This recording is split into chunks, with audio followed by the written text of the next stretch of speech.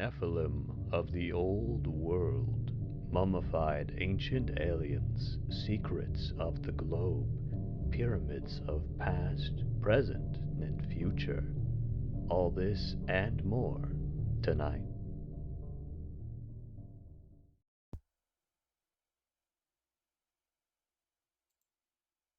Oh my goodness. Hello, everybody, and welcome back to Nightlight.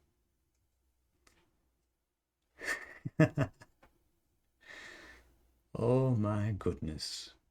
So glad to be back for episode 2 out of 13, 12. Episode 2 of the first season, at least.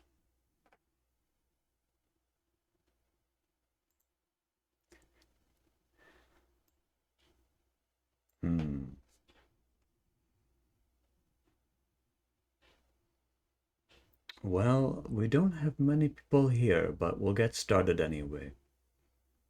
Welcome back to Nightlight, where the line between fact and fiction is erased.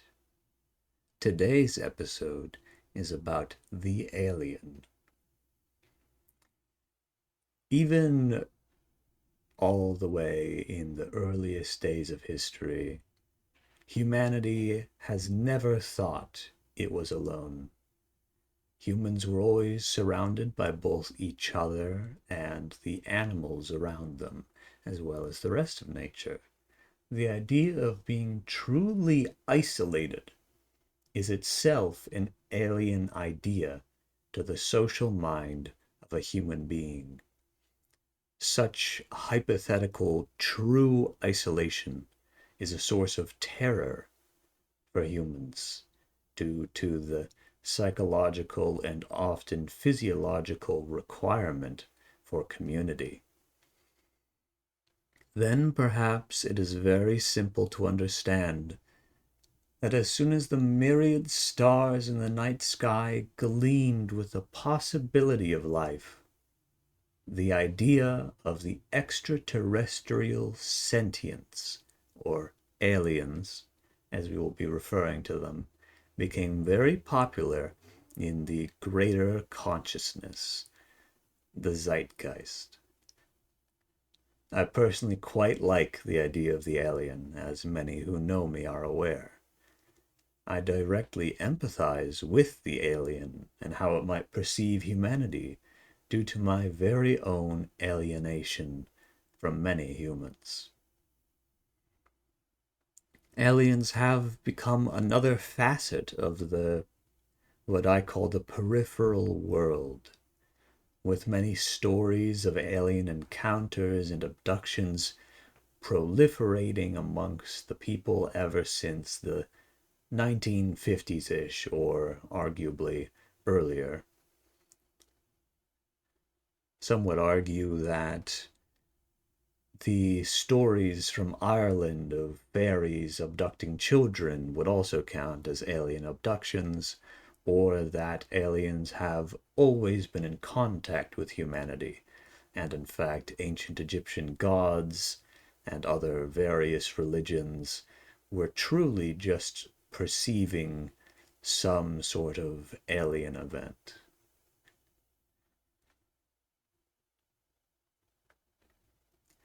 With Cold War tensions, the shadowy mascot of the space race between the US and the USSR was the alien. The alien came to embody the fears and excitement of that period. The alien was a communist, a hippie, a colonizer of colonizers, here to subjugate the human race, a monster. But perhaps above all, it was a discovery. Over time, the alien has come to embody a much larger set of identities. Oh my goodness. Hello, Duckolium. Welcome in, so glad you could join us. This is the first episode of Nightlight you've attended, if I'm right? This is our very own alternative history and occult show. Today's episode is on aliens. You're lucky to catch it. Yeah, second episode. I recommend watching the pilot as well. It's on the YouTube channel if you have the free time. I'm pretty happy with it, all things considered. Has been a while. You're going to college in January now. Oh, hell yeah. Very good. Happy to hear. Last few weeks have been so tiring. Oh, yes. I do not doubt it. Preparing for college is a tedious, tedious thing.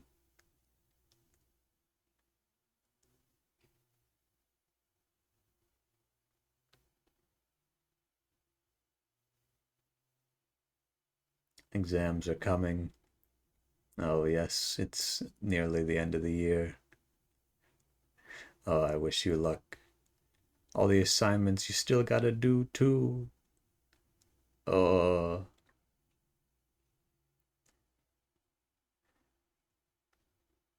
well, I wish you both luck on your various academic adventures.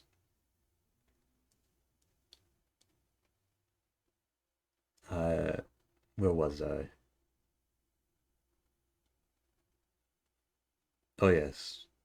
As time has passed, the alien has acclimated to the world of stories. Oh, and be focusing as hard as you can on astronomy and language learning. Oh, those are fun.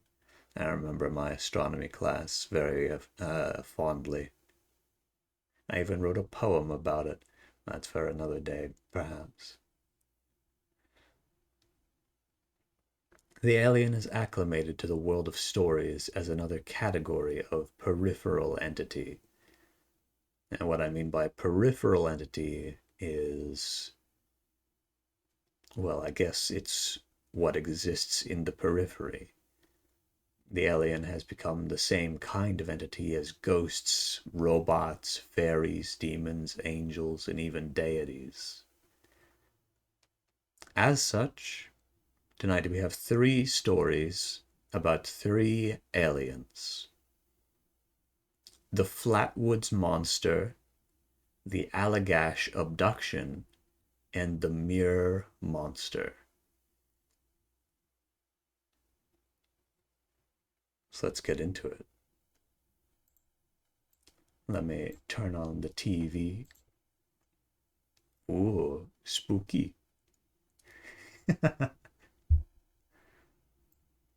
Oh yes, and we've upgraded since the last episode. We've upgraded, so now we can, oh, we can zoom into the TV. Oh my goodness. It's Flatwoods.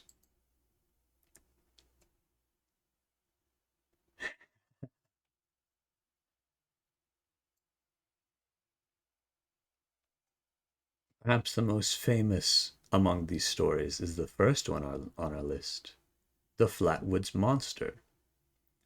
The details I'll be using today are from the Skeptical Inquirer article on the Flatwoods UFO monster.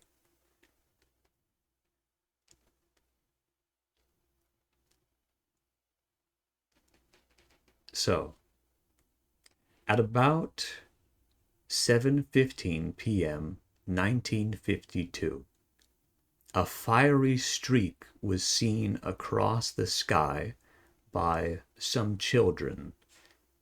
The path of the streak was said to have landed on the hilltop of the Bailey Fisher farm. The children, along with Mrs. Kathleen May, went up to the hill with flashlights. The group consisted of Mrs. Kathleen May, her 2 sons, Eddie, age 13, and Freddie, age 14, as well as Neil Nunley, aged 14, Jean Lemon, aged 17, Tommy Hyer, aged 10, Ronnie Shaver, aged 10, along with Jean Lemon's dog, whose age was not listed, but we can assume that they were a good dog. The group headed to the hilltop where the fiery streak had landed and saw a pulsing red light. Some reported as a reddish light pulsating from dim to bright, or as a big ball of fire in the distance. Jean Lemon then saw 2 animal-like eyes reflect the light of their flashlight. The light revealed a towering man-like figure around 10 feet tall with a round red face surrounded by a pointed hood-like shape.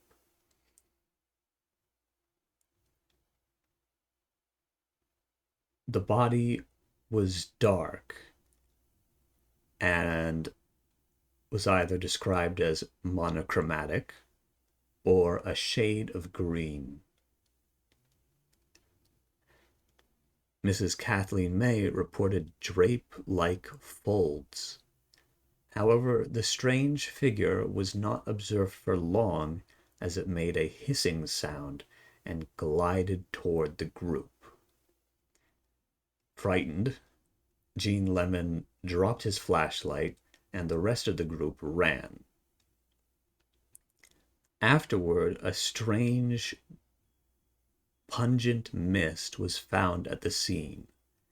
The mist was described as sulphurous, metallic, or just sickening and irritating. Gene Lemon and 2 other youths reported nausea and irritated throats attributed to the mist.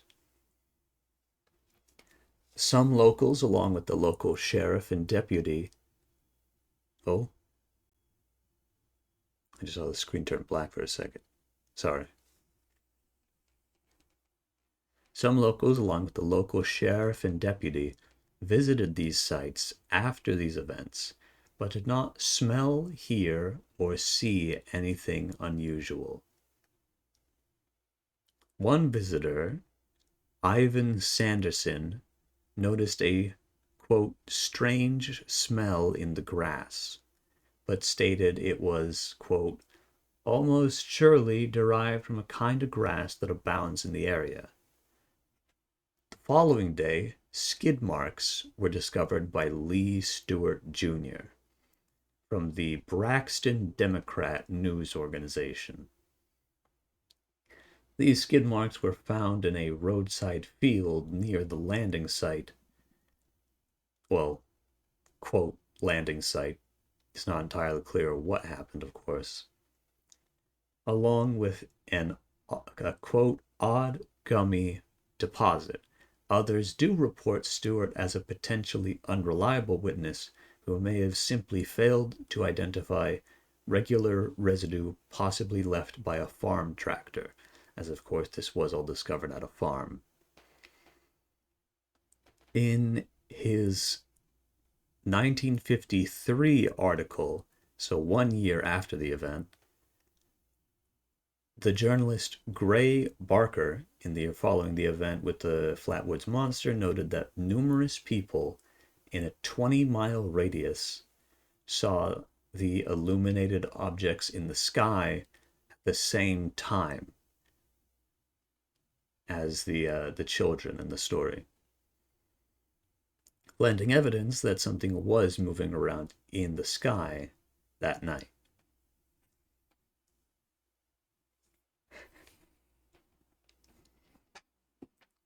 Now,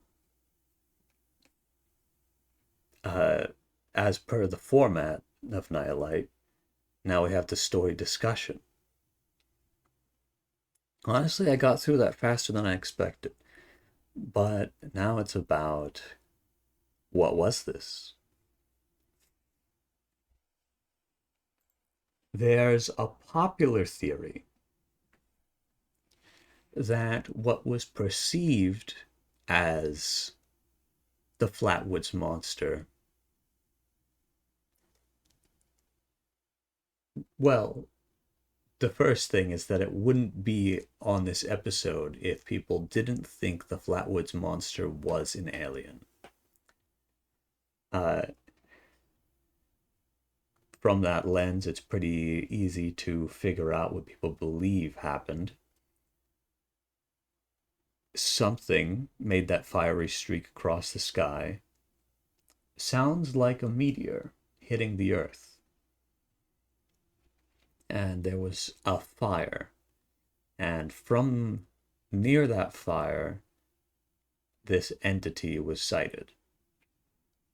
So, of course, one theory is that it's a crashed UFO, and this alien came out of the wreckage and perhaps intentionally tried to scare away those people who came to investigate, wanting to make sure that they could cover up the crash of their own UFO.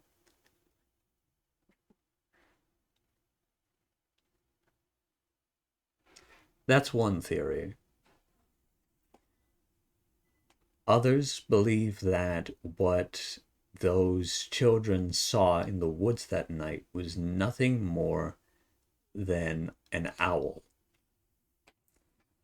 They do describe the eyes reflecting the light.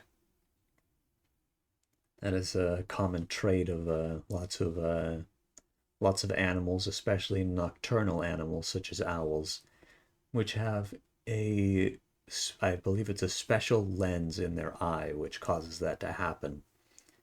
That exists to make it easier to see at night. One moment.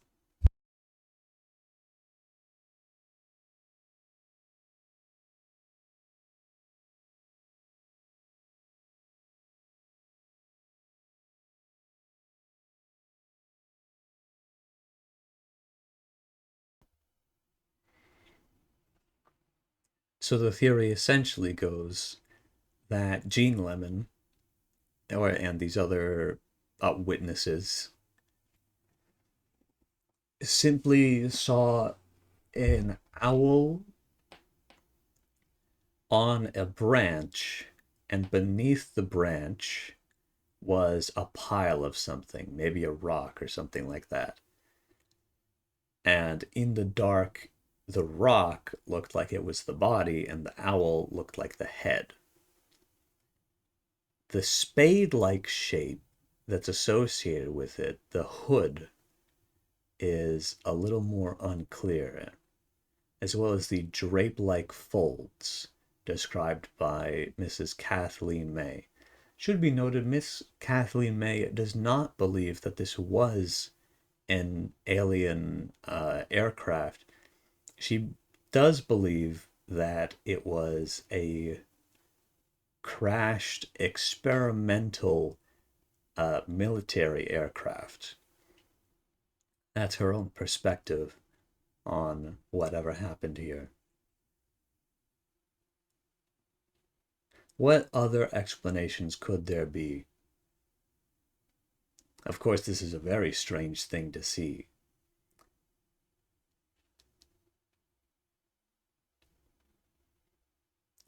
The Flatwoods Monster. Is there anything in existing mythology which has a similar appearance? One thing that I've been thinking is, well, what about a vampire? A vampire could also have those nocturnal-like eyes. They would have a very tall hood, they're well known for that, to protect themselves from the sun. The drape-like folds, the floating toward the subjects, all of that holds in with a general mythology, vampirism. Many stories of vampires posit that they have the ability to float and sort of propel themselves.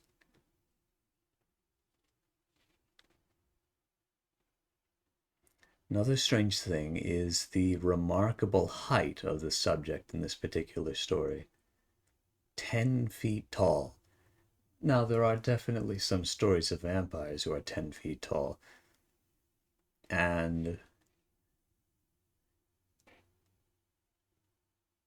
But being so tall is actually sort of unique.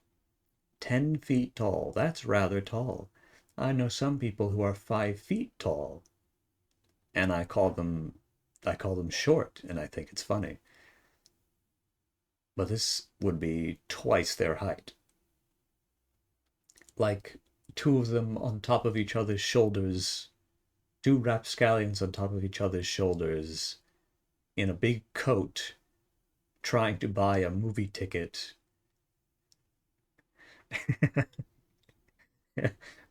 meant for adults. This is enough short people slander for one episode, perhaps. Anyway, my main point here is that aliens in alien abduction stories and alien encounters are quite often described as rather short, which is odd, isn't it, if this entity would be an alien? Then we would expect it to be smaller, but instead it is huge, towering even.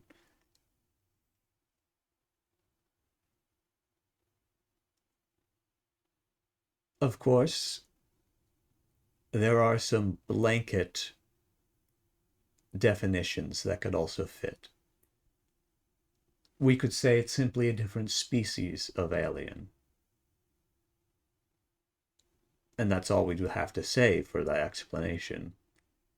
The proof itself being the assumption that this is an alien and therefore it must be a different species, since it doesn't fit the usual criteria of alien encounters. All in all, it's just a strange thing to encounter. Of course, the Flatwoods Monster is also considered a cryptid, but I would say it has a greater reputation as an alien, which is why two of the stories on this list both lean into the camp of cryptids. But in this particular case, I thought that this fit better as an alien. I mean, even for a cryptid, cryptids are usually there is cryptozoology, right? They are more like animals which exist outside of normal definitions, normal known species. We'll have an episode on cryptids in the future. And of course, if you have your own theories for what the Flatwoods Monster could be, then go ahead. The one rule here on Nightlight, though, is that you can't just say that a story is fake. Now, I mean, this story, these people did witness something. Whether they were mistaken or not is another question.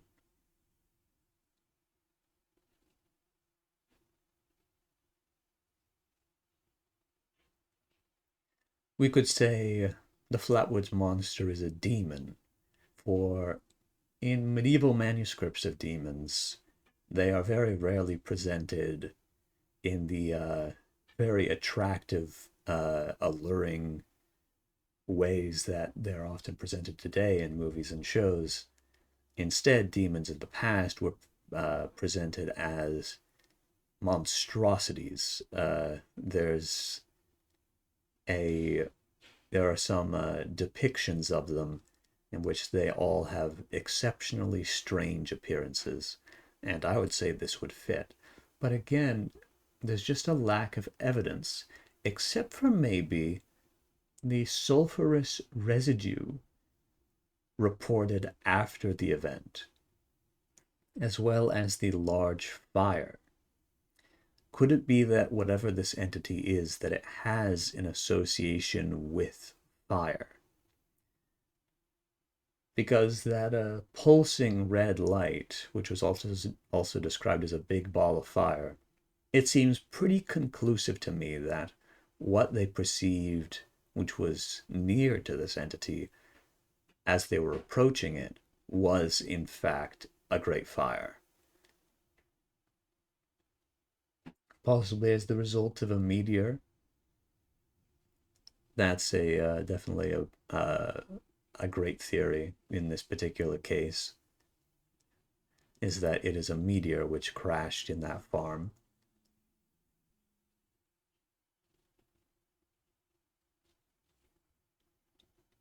Or it could be something else. Something from the sky lands down, creates a pulsing red something, and near that pulsing red something, this entity appears. It definitely gives the impression of being malicious in this story, but it is worth noting that it doesn't continue to chase the group after they flee, which is a notable behavior, which means that most likely they were just attempting to scare away or otherwise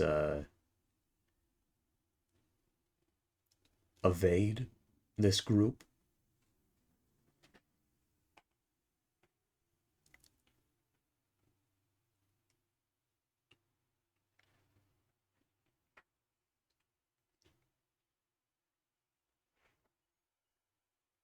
Very, very curious.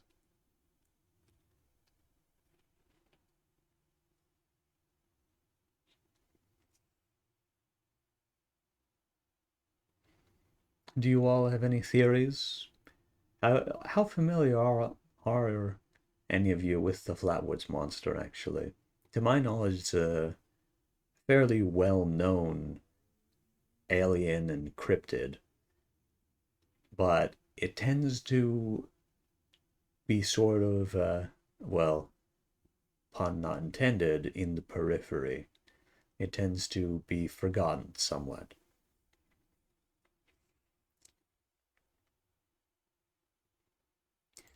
Well, if we continue with the theory of it being a vampire, which right now I think is the idea that I like most,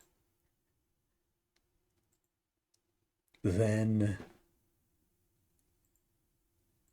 that wouldn't necessarily explain the strange smell, the strange pungent mist that was noted afterward, which was said to irritate the throats and cause nausea, nor the association with the large fire. Typically, vampires are not associated with fire in any sense, except for fire often will be a weakness of a vampire and cause its extinction. So in that case, it's hard to say that this would be a vampire as well. Maybe maybe the Flatwoods Monster itself was investigating the fiery streak that it saw in the sky, and it has always already been in the area.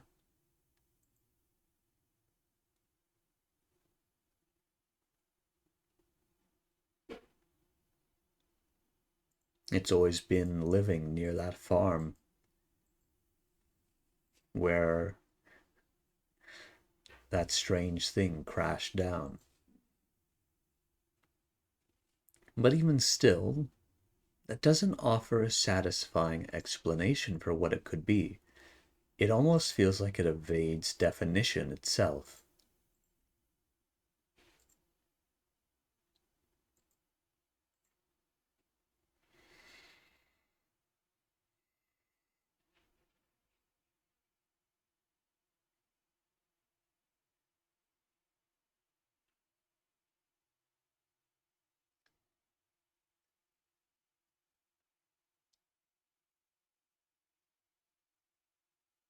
It's just tangible enough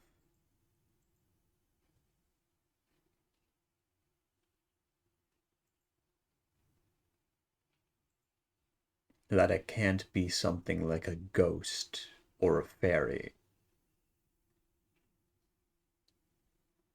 It sort of stands in between, doesn't it? Oh, right. I forgot our music. Sorry.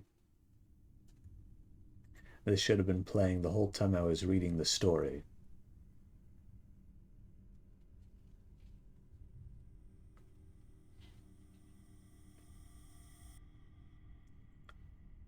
"7:15 p.m., 1952, fiery streak seen across the sky, and it was corroborated by other numerous people. So something was in the sky during that night. Perhaps a meteor, perhaps a crashing aircraft, whatever it was. It was glowing for whatever reason. It was glowing in such a way people described it as fiery. Glowing red.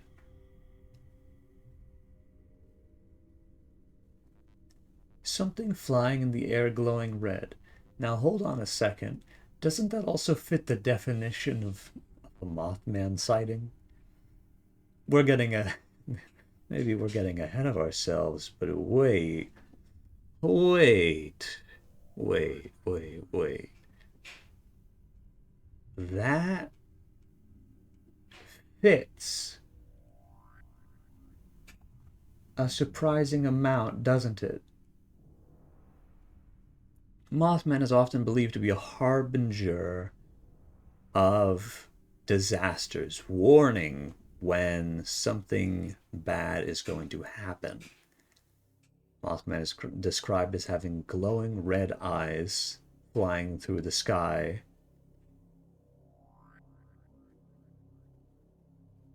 And those drape-like folds could be the Mothman's wings. Could the Flatwoods Monster be a Mothman sighting?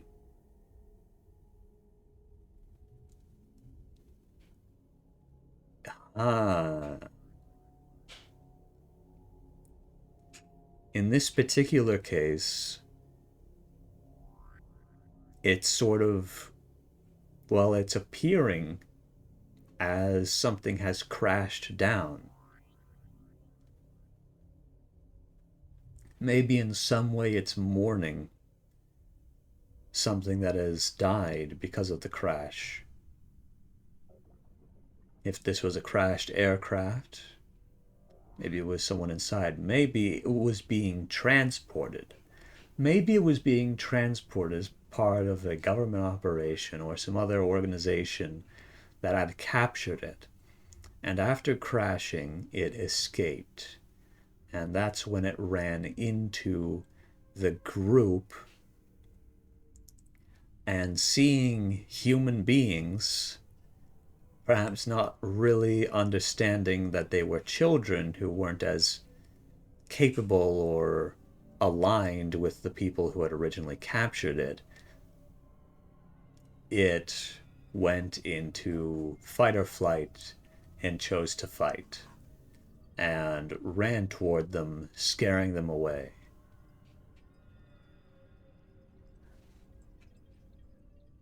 There's a theory. I like that idea. In which case, the residue, the strange smells, the mist, which cause nausea and throat irritation, would all be associated more, well, they could be associated either with the crashed aircraft in this case, or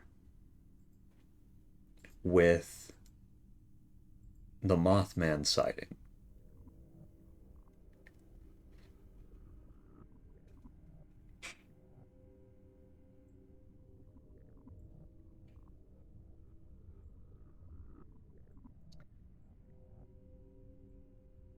Let's do a little research. The Flatwoods Monster, Braxton County, West Virginia.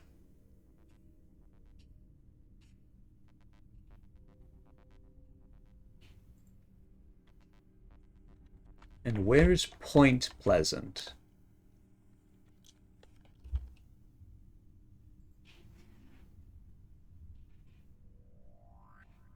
Point Pleasant is also in West Virginia. Let's compare the locations.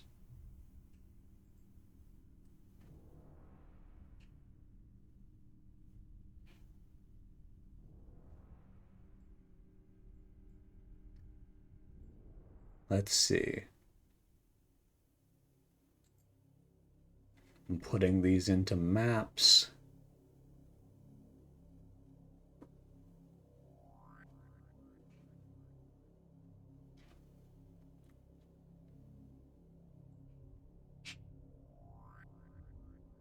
Let's see.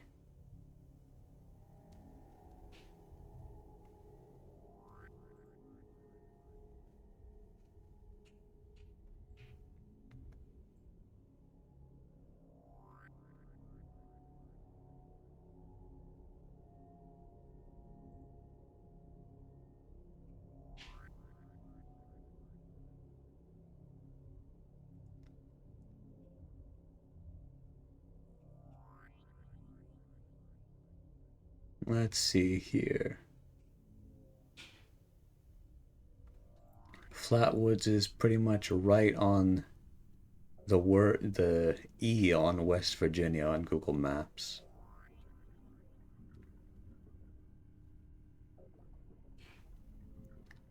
They are not that far away. They are not that far away. Especially traveling in terms of going through nature.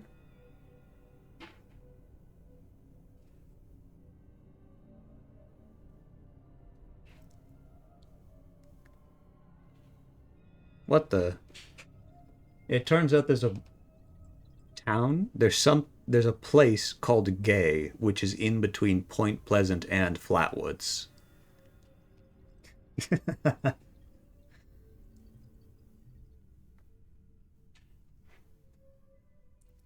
Interesting. They This could be a Mothman sighting. I think that's very possible. They are really not that far away from each other. It's like a few days travel. They're not like neighbors, but they really are not that far away from each other. That's shocking.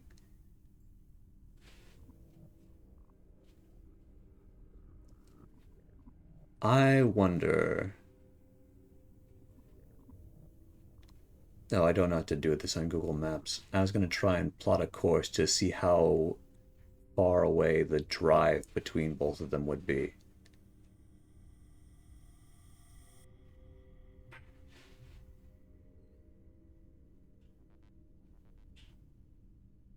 Interesting.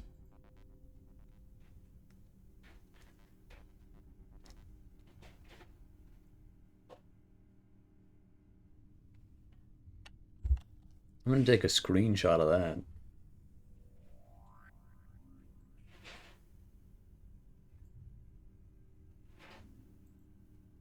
I think I'm Sorry about that. I think I'm satisfied with that explanation, honestly. The Flatwoods monster is Mothman, or is a Mothman.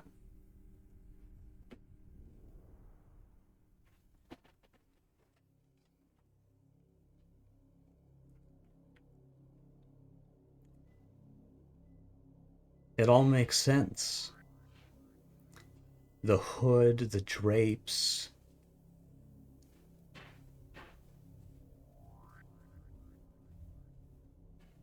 the eyes, the glowing eyes. They all fit together.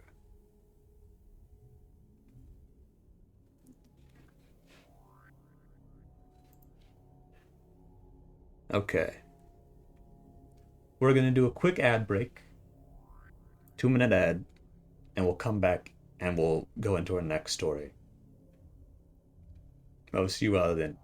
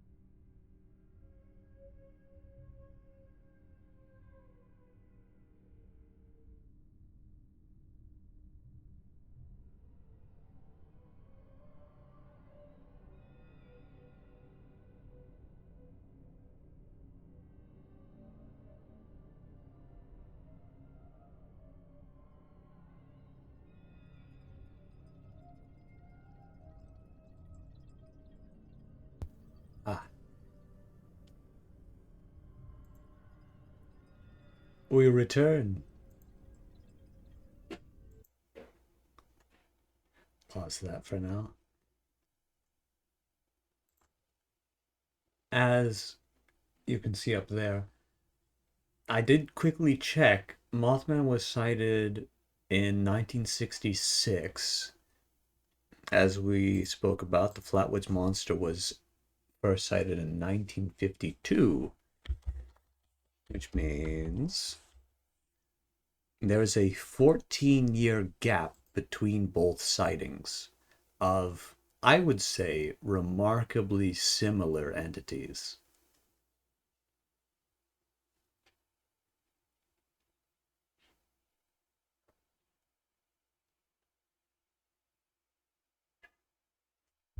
But with that, we can move on to, well, first let me change the TV.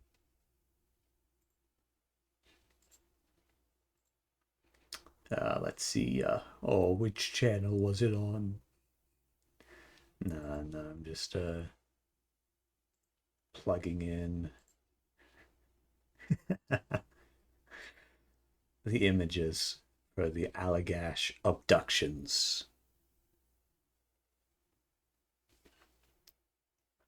So, yes, let me get different song. Let's do Fear of the Dark.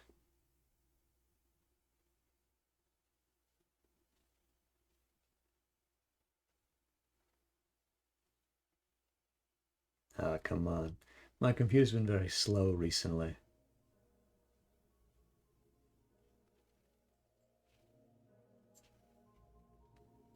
There we go. I'll raise that up a little bit so you can hear that just fine.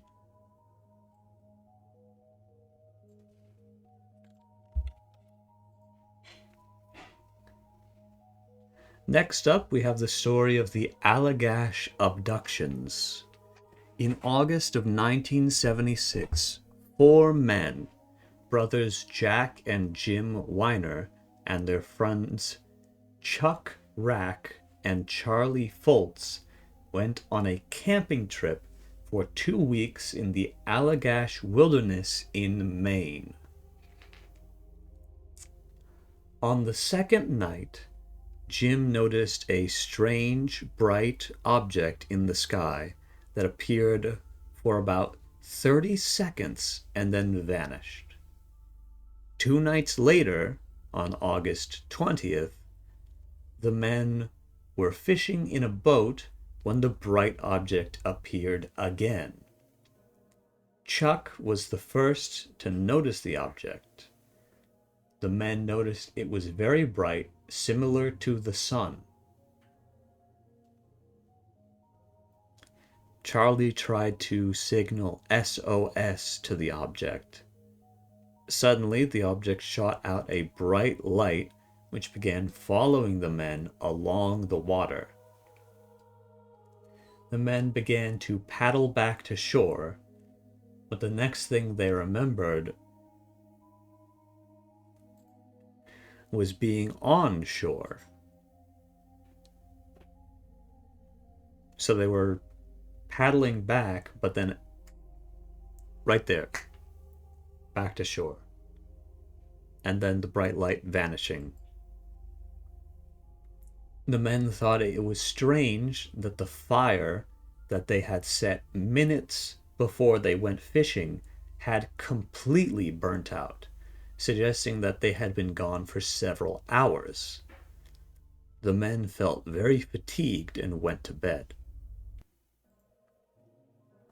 The 4 men spent 6 more days in the wilderness, for some reason, but never again saw that same bright object.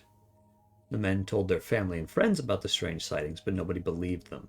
Then in 1988, Jack and Jim began having strange nightmares about the 4 men sitting on a bench naked and feeling very fearful. Jim decided to contact UFO researcher Ray Fowler in order to help with the strange nightmares. The four men decided to go under hypnosis. Each agreed to go separately and not tell the other what they remembered, as to make sure that they, had the story straight. They each described in frightening detail about how they were abducted and then probed by aliens back in 1976. The aliens... I'm going to change the song. This is a lot shorter than I remembered it being. Sorry.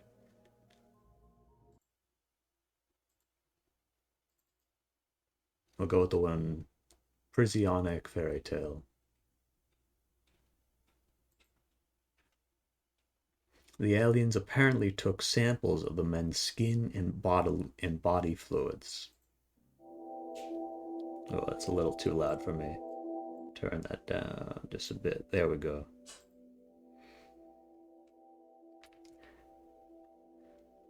Jack remembered that the aliens had terrifying faces. They told him not to be afraid and to do what they say. Charlie described the ship as like a doctor's office. He claimed that they put a panel over his chest and scraped skin from his body. Finally, Chuck claimed that he had a good view of what the aliens were doing to Charlie. The device that the aliens used was silver and had curves. To him, it appeared that Charlie was in pain. After the sessions, Ray brought the four men together. They learned each of them had recalled the same events. They each took polygraph examinations and passed. However, skeptics such as Dr. William Cole are not certain that their stories are true and believe that the strange nightmares and the confessions under hypnosis were a result of watching movies and TV shows about aliens. However, the four men are certain that what happened to them is real. Now, this story is interesting for a variety of reasons, I would say. First, I would like to go over the thing I find most interesting, which is that aliens are new. They are a sort of discovery in the occult, in a way. If you can stand my sophistry.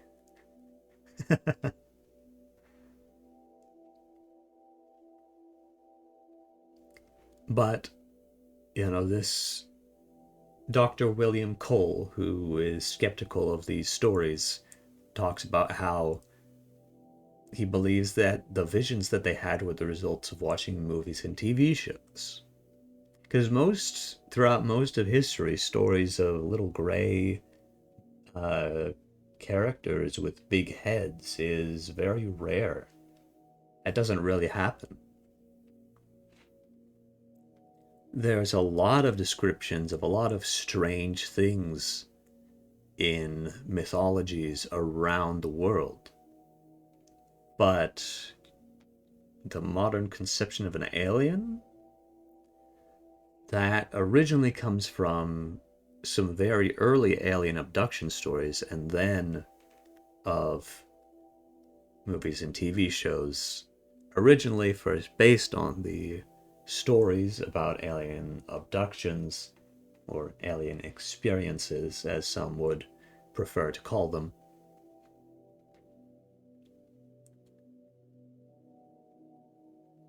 And we gotta say, UFO sightings of alien UFOs specifically, skyrocketed in the US once movies about aliens started to be shown in theaters. And there's only one direct conclusion one can draw from that, which is that people are just seeing them. And that's what I mean when I say a peripheral entity. These people most likely would have seen something strange under similar circumstances. But before, Before they had the idea of aliens in their head, it would have been a ghost. It would have been some sort of spirit. It would have been a demon, an angel.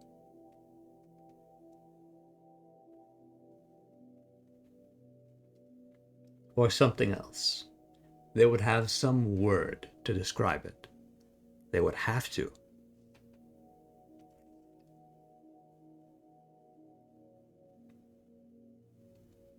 Another interesting thing in this story is what is often referred to as missing time.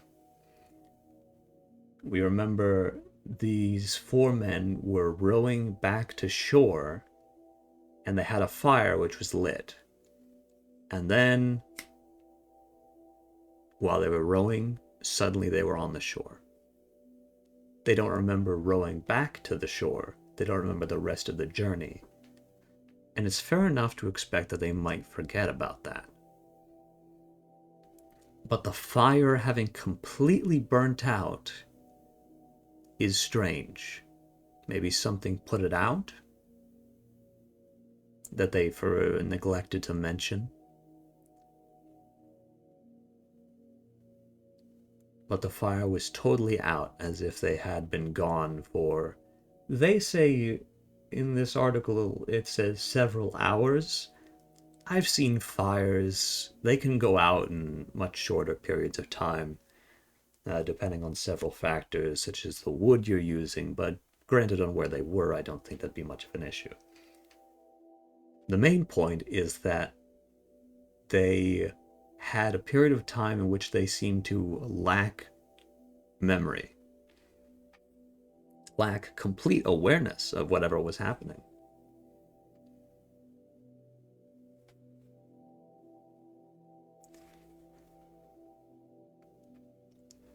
And then through hypnosis, rediscovered this information. Now, unfortunately, stories like this sometimes have a lack of journalistic integrity, because I would be fascinated to know the questions that the hypnotist was asking them. Had they gone in expecting Yes, they contacted a UFO researcher about their strange nightmares. So already they had some assumption that whatever happened may have been related to a UFO. Then they went to hypnosis. So whatever it was, they were likely to have come out with stories involving UFOs and aliens. Because that was already the line of thinking that they were going with. And hypnosis is, of course, a very psychological thing. Even if they weren't aliens who did whatever was happening here, they were unknowingly corrupting their own recollection. And then they all recall almost exact details. There's some variation about exact shapes of certain things, like the tool that was used to take samples of the different men's skin. But generally, very coherent, and they say they were interviewed separately. So they probably didn't have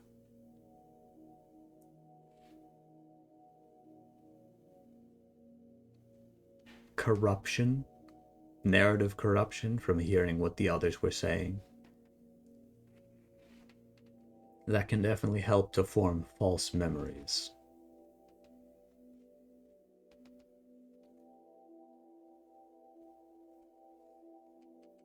And then they took polygraph examinations and passed.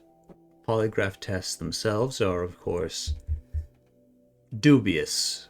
In fact, I don't believe they are admissible in court. And so long as you're relaxed, you can pass one pretty easily.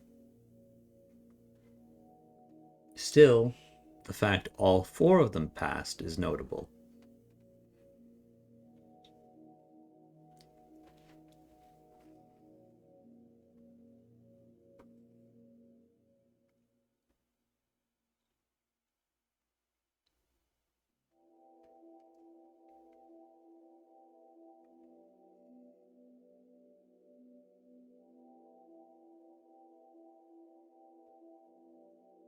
So what actually happened? There's the very straightforward answer. Well, they were abducted by aliens, experimented on, and spit back out with their memories wiped. What else could it have been? As I said before, they went out and they contacted a UFO researcher before undergoing the hypnosis. So it's possible whatever it was that they actually did encounter was overwritten in their memory, in their hidden memories, their repressed memories, as being aliens. But it could have been anything. It could have been just regular human beings.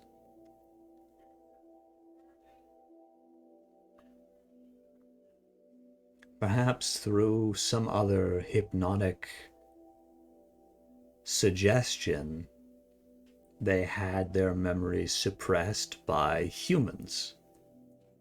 Or through some other means, perhaps some sort of electrical trauma, controlled electrical trauma, in order to damage the memory, or some sort of chemical agent which would prevent the consolidation of memory around the time of the incident. An amnestic, as the SCP community would call it.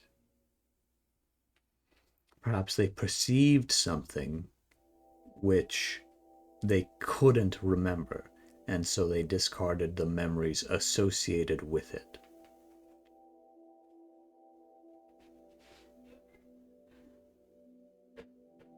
Some sort of cognitohazard, also borrowing from the lingo of the SCP community.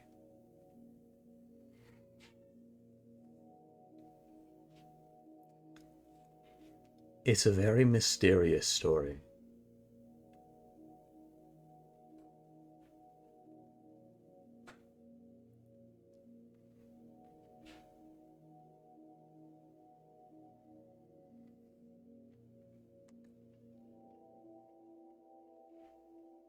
What would they need samples of skin and bodily fluids for?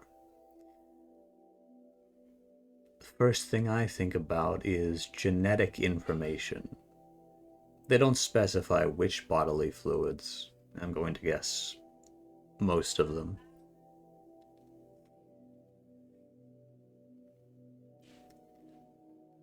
The setting was also described as like a doctor's office, the alien's ship,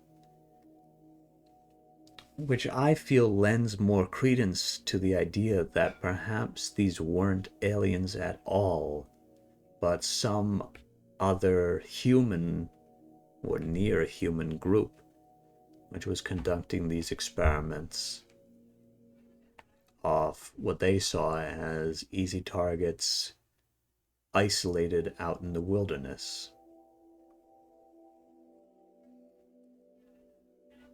And so they were taken somewhere else temporarily, perhaps taken forcefully, but that memory too repressed. Through whatever means these memories were originally erased.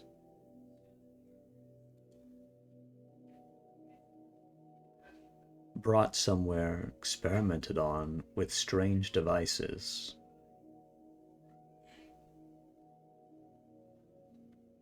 They say Jack remembered the aliens having terrifying faces. Assuming the trauma of this incident, that sounds like very likely another psychological distortion of the memory.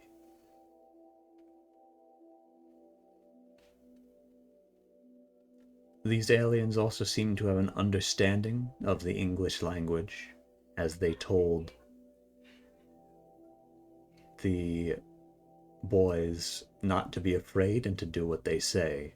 That's very human to say that.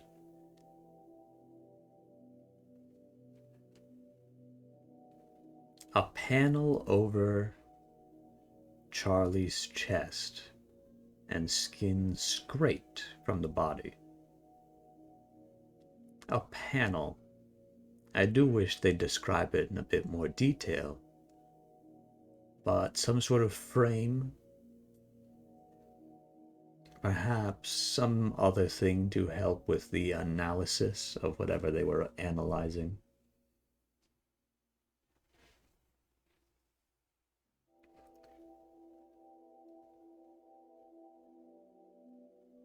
There's also the bright light, the bright object seen in the sky on those various occasions. Said to even be comparable to the sun, but clearly not as bright as the sun, just relatively. What could have caused such a bright light?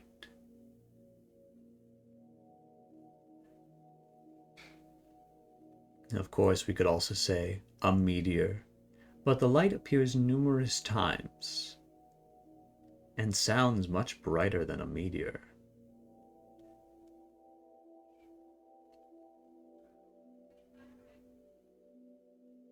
It also sounds like it's not really moving in the description of the story. I could also think helicopter with a searchlight. Perhaps someone was looking for whatever group it was that took these 4 men and experimented on them. But you'd think they would have mentioned the sound of the helicopter.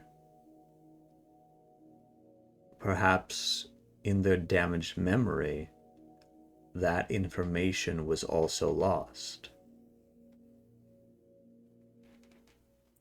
Perhaps less than a special amnestic, perhaps it's simply that something was done in order to interrupt the consolidation of memory during sleep.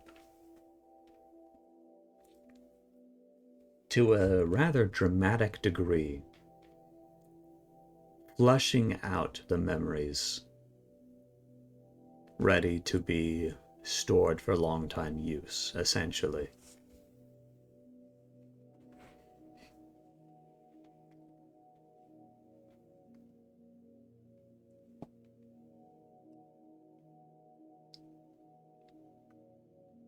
A helicopter searchlight, I would say, definitely does fit the brightness that is attributed to this strange bright object.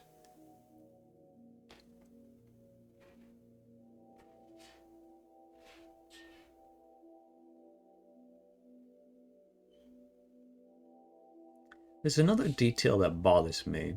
They say Charlie tried to signal SOS to the object, the bright object. My first question is, why would you do that unless you were lost?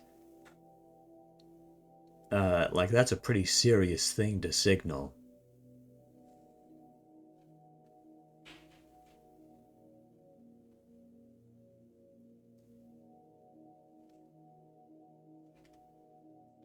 Then, also, how do you Was he transmitting Morse code? How did he signal SOS? Did they very quickly construct a big set of stick letters spelling out SOS as if they were on a desert island?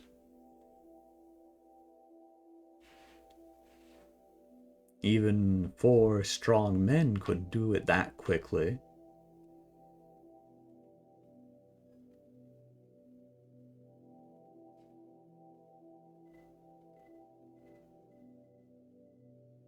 There's a lot of annoyingly vague details.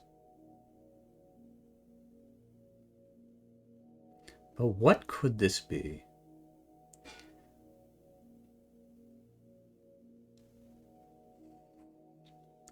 A strange light, at one point described as even following them.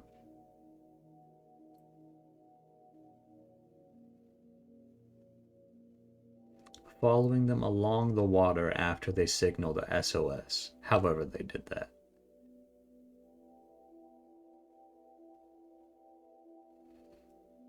Then, as they were paddling back to shore, suddenly they were back on the shore. I guess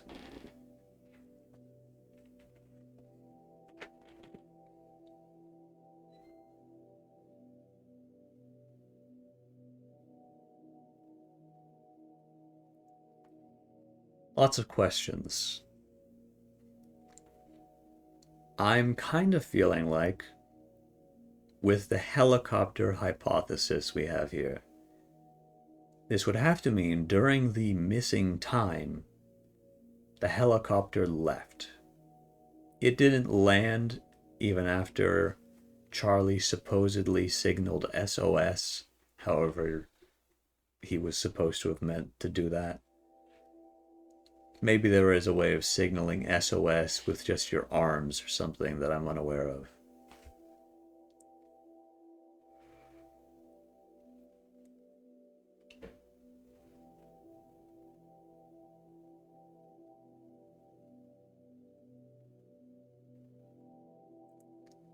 The helicopter leaves, realizing perhaps that those 4 men are not the people that they're searching for.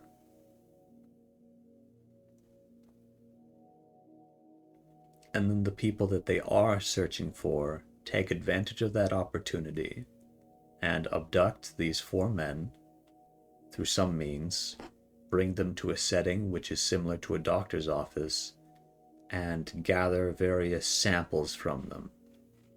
Genetic information. Perhaps a group of spy scientists or other kinds of geneticists attempting to gather sort of genetic census data, you know, on people in the region.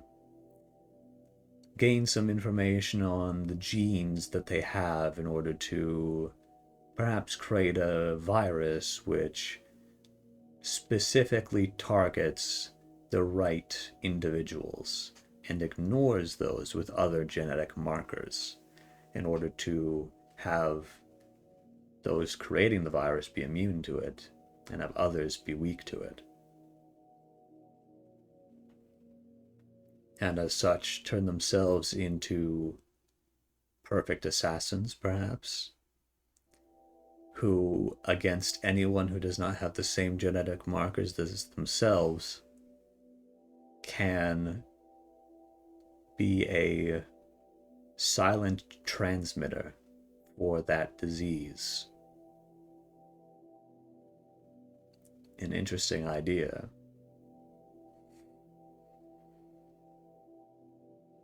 Granted, you would need a lot of money, a lot of loyal people, and a long time to execute such a plan.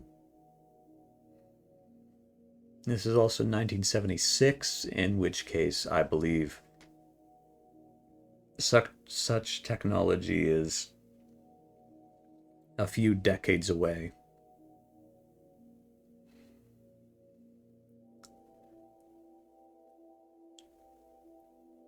Really, there's a lot of reasons that they might want to gather that genetic information. But in this case, it does feel like to me, the explanation here that I enjoy the most, at least, is that these were all people. 3 groups. The first, the 4 men camping, who are experimented upon by the second group, and the second group being searched for by the third, the one piloting the helicopter.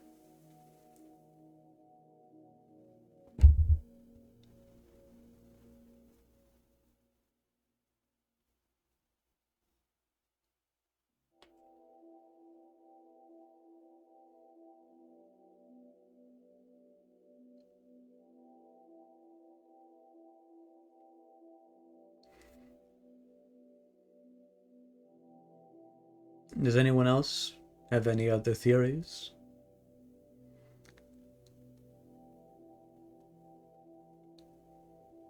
Of course, I'm pretty much completely ignoring the original suggestion that this is an alien abduction. If it is, then these details fit together rather well, don't they? Ooh.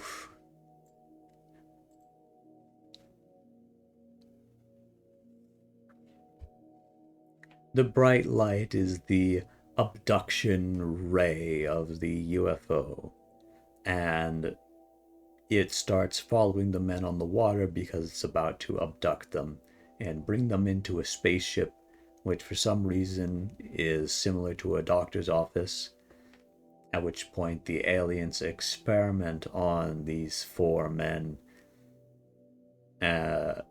doing strange things, then wiping their memories and sending them back down to Earth.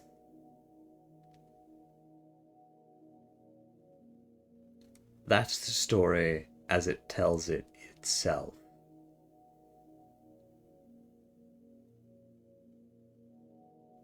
Then they recover their memories via hypnosis after being contacted by a UFO researcher and find they all recall the same events. Take polygraph tests and pass.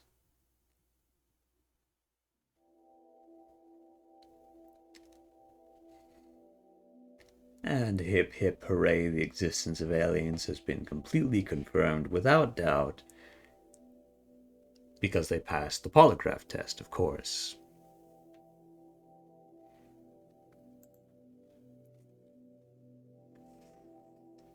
I chose this story because it's also a very archetypal alien abduction story.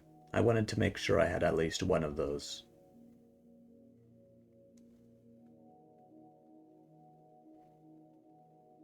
Allagash in Maine.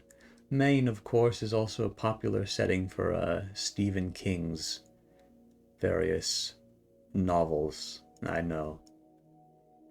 I think Derry is in Maine. Lots of things are in Maine, in Stephen King's stories. But are aliens in Maine? Who knows?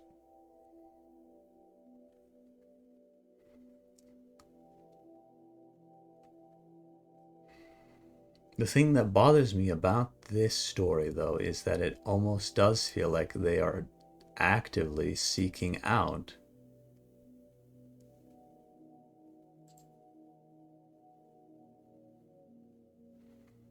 aliens, specifically, at least afterward. They immediately go to a UFO researcher. Maybe they go to other people, maybe they go to mediums and psychics and other people, but ultimately they go to that UFO researcher and then take that hypnosis. So it feels like they're already expecting it to be aliens. And maybe this is because aliens are they feel more realistic than ghosts and ghouls. With everything that's been learned about astronomy and biology, xenobiology, the concept of life on other worlds is realistic.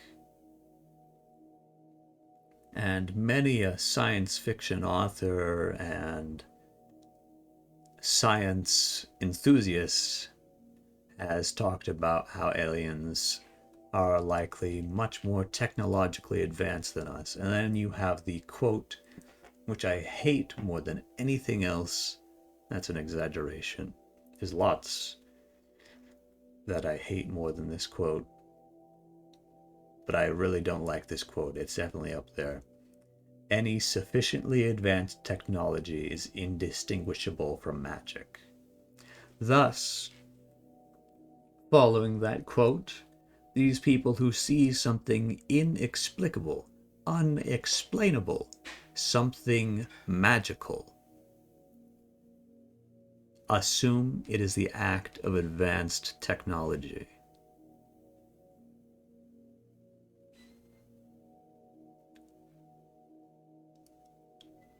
Maybe these four men were possessed by a ghost, and the bright light was an angel coming to warn them. Maybe the doctor's office sight that they had, the skin being scraped, various parts of themselves being harvested, is a vision of themselves in the underworld while their bodies were possessed. And their bodies, they went and they did something else, and then they came back. They came back. They woke back up in their bodies and found themselves on the shore with no memories of the time in between. And the hypnosis really is only revealing their memories of the underworld. That could also be an explanation. But it doesn't fit together quite so well. At least in my opinion. What do you think? What do you think happened to these four men?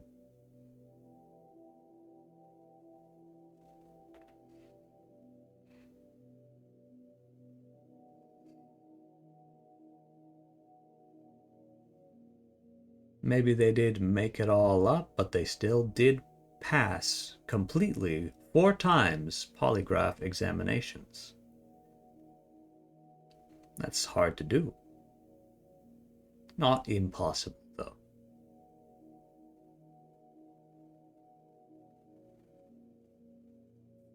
Alright. We're gonna head over to ads one more time. And then we will get going with our third story of the night. See you soon.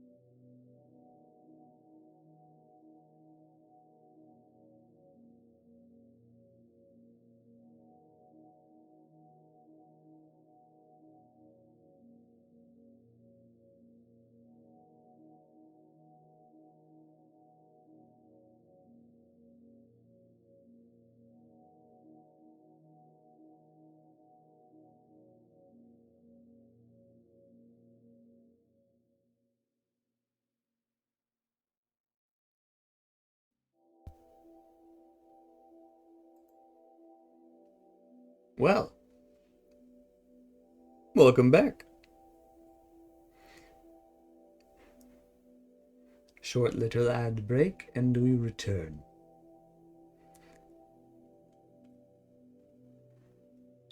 Now, let's get set up for the final story.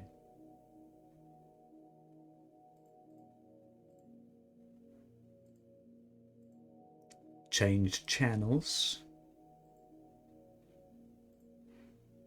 as we prepare to talk about the one, the only, to my knowledge, Muir Monster.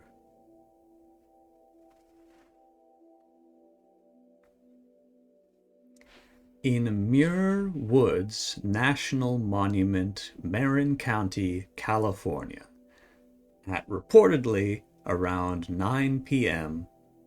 on the Wednesday of March 6th, one day after my birthday, 2013, 3 friends were wandering around Muir Woods National Monument about 3 hours past closing time. Scott Turner, age 17, James White, also age 17, and Freddie O'Neill, age 20.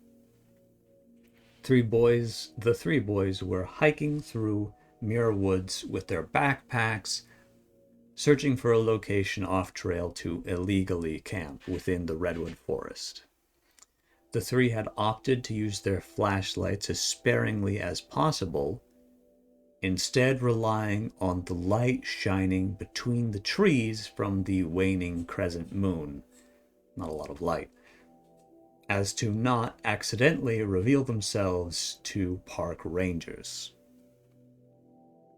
After wandering in the forest for a few minutes, O'Neill thought he spotted a human figure in the dark and tried to whisper to his friends to stop moving. Scott Turner later recounted to a reporter from The Oracle, a local paper, quote, "Of course, we thought it was a park ranger, but couldn't really tell. The strange thing to me was that it wasn't moving at all." After a tense few seconds, James White, the more reckless of the 3, shined his flashlight on the figure. In the center of the flashlight, the dark figure was reported to not be illuminated at all by the flashlight. O'Neill, who was standing at an angle to White and his flashlight, reported that the figure did not even cast a shadow, as if the light from the flashlight was simply ignoring the figure. Anyone with a basic understanding of physics will understand why that's very strange. Very strange. The 3 boys, frightened, tried talking to the figure, but it did not respond to them. Instead, spotting the flashlight in the woods, a park ranger by the name of Anthony Fielding shouted at the boys. That shout was enough to send the already frightened boys sprinting away. Mysteriously, the sun began rising only an hour later, to the confusion of the boys, who distinctly remembered it being around 9 p.m. when they were in the woods. Anthony Fielding, however, is adamant that it was closer to 4 a.m. at the time, leading to a time discrepancy of 7 hours. The 3 boys were arrested and questioned separately following this event. Fielding and others are generally of the opinion that the boys made up the apparition in an attempt to make their crime of being in the park overnight seem less harsh. The figure itself was described as Turner, by Turner, as 6 feet tall and, quote, sucking in the light around it. White described the figure as being 5 foot 10 inches and having no clear facial features, but, quote, feeling watched by its big head.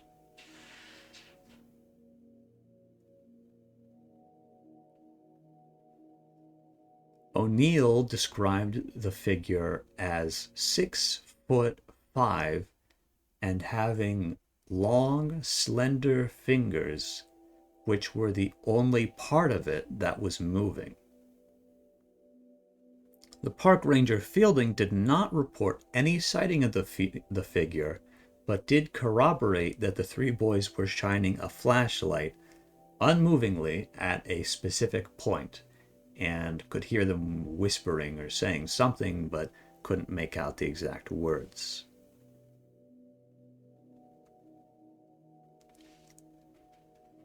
That's the story.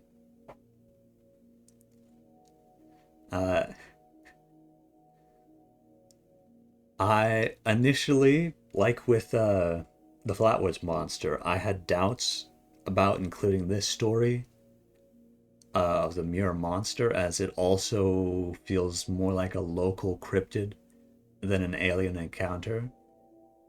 But I decided to after discovering a comment under the story on the Oracle's website in which Eddie98 theorizes that the Muir Monster is in fact an alien creature with a light-negating cloak or suit to evade detection so that it could protect the redwoods of the Muir Woods. This comment in particular feeds into my thesis in this episode, which you may have noticed, which is the alien is whatever we consider to be alien.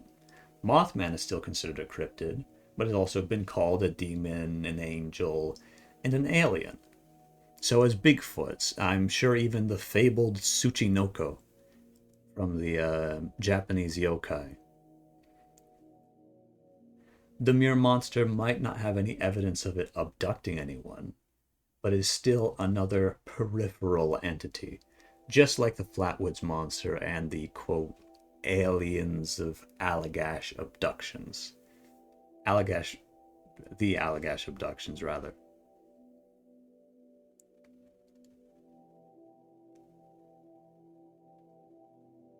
As for what the Muir Monster is a really strange question. If it was just one of them that saw it, then it could easily be written off as a freak hallucination. But not only did all 3 see it, they saw something which was relatively similar.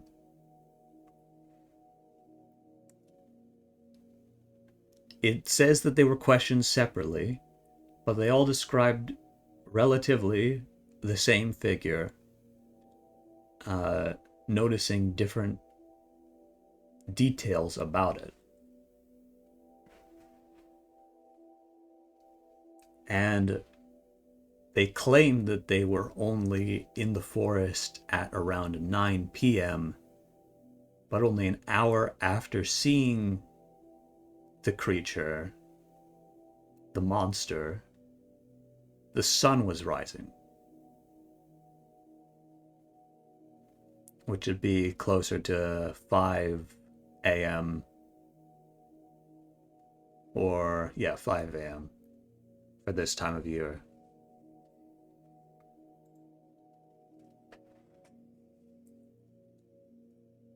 It's spooky. And it didn't cast a shadow when the flashlight was shined at it. That's the weirdest part of the story to me. There's a lot of stories about fairies and vampires and ghosts not casting shadows or not having reflections.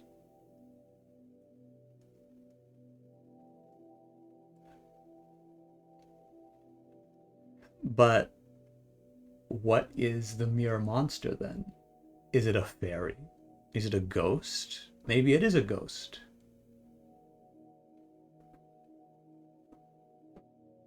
It certainly seems to fit in the general mythology of what a ghost is.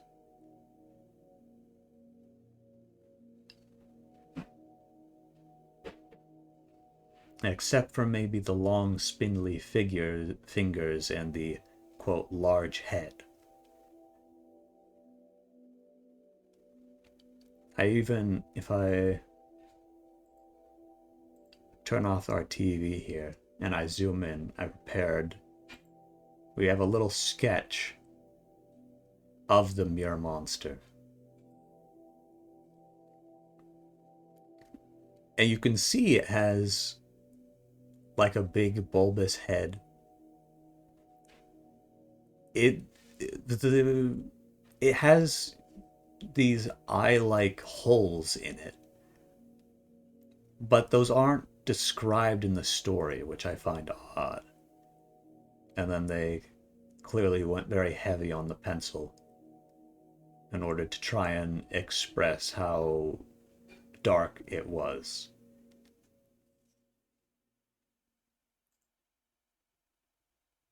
Oh yeah, let me turn the TV back on.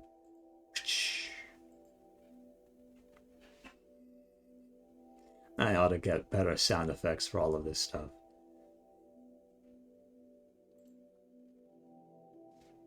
So what is the Mirror Monster? Could be a ghost. There's not a lot of details about it, except for physical description. A ghost, a fairy, a god, an alien. It is certainly alien in the sense that it's unusual. Seen by 3 witnesses in what seems like the same spot. I do wish we had, like with other cases we've been talking about today, I wish that we had more details so that we could go over it a bit more. But I just have the article to go off of. I couldn't find anything more.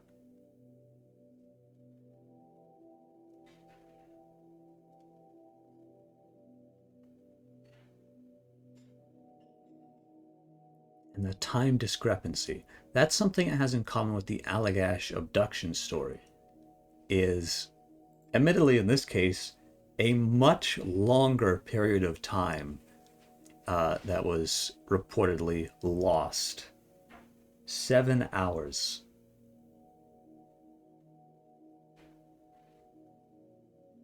A lot can happen in 7 hours, but supposedly they just saw this thing.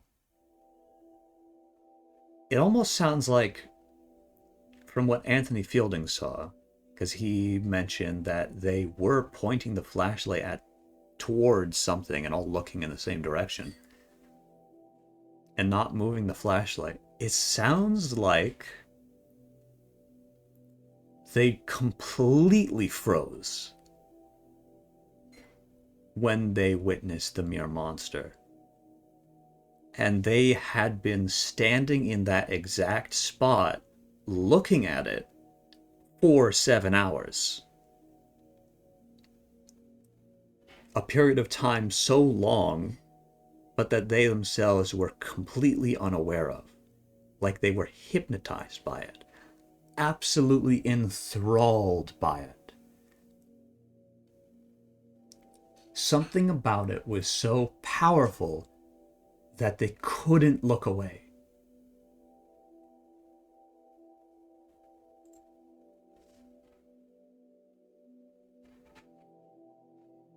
So utterly hypnotizing that like if you're playing a game like Tetris,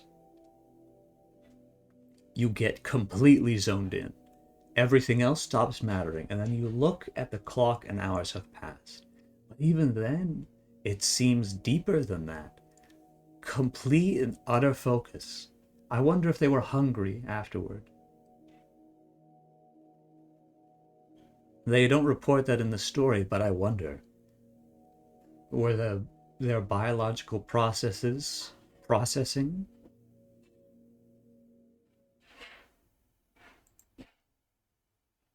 Honestly, out of the three stories we have here, Flatwoods Monster is a classic.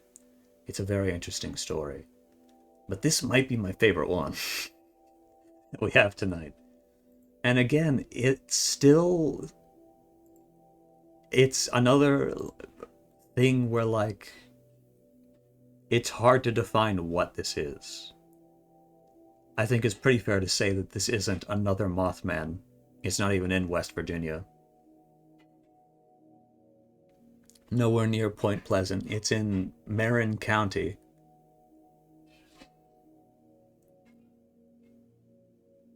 In a redwood forest.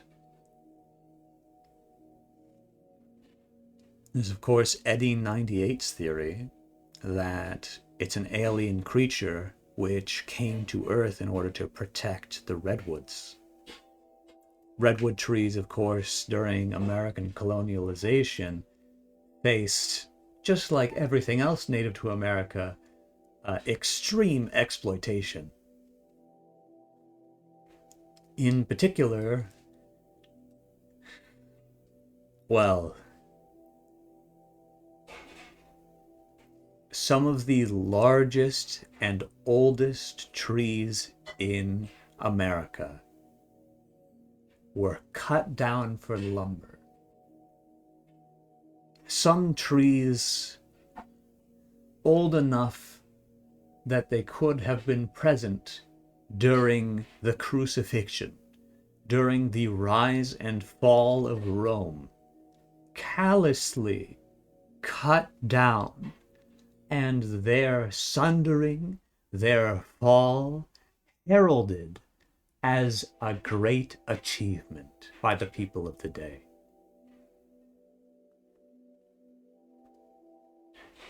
I can understand an alien creature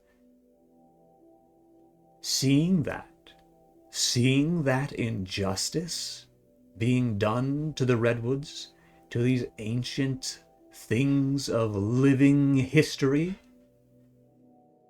and to dedicate themselves to its protection, just like Anthony Fielding, the park ranger who I'm sure has a similar love for the redwood trees who Anthony Fielding is now able to watch over because of American colonialization. And he might watch over the very forest specifically because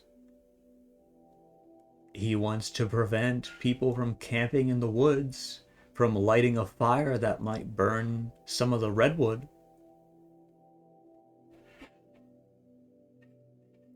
And maybe the Muir Monster was assisting in that.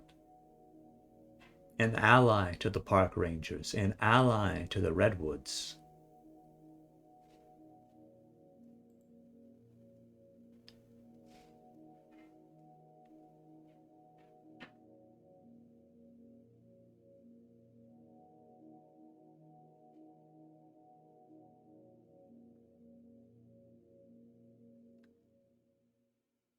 An ally which doesn't cast a shadow. Maybe in a way it's the ghost of the redwood. The ghost of fallen redwood trees.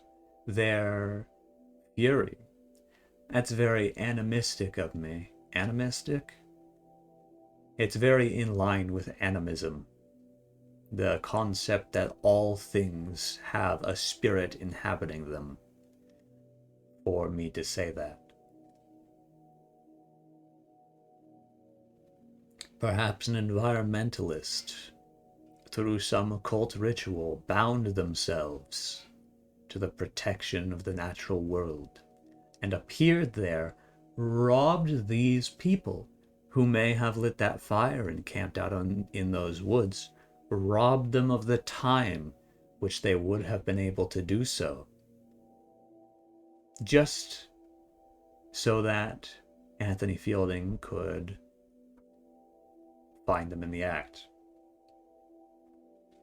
Another detail that's strange, he found them at 4 a.m.? Who the hell goes to work at 4 a.m.? I guess maybe a park ranger does, but that's very early. Not even... That's before sunrise. I mean, that's a big thing in the story.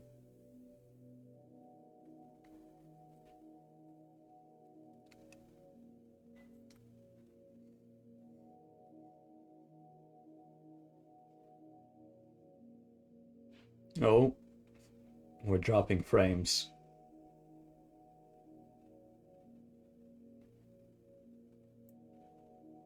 We're back. Sorry about that.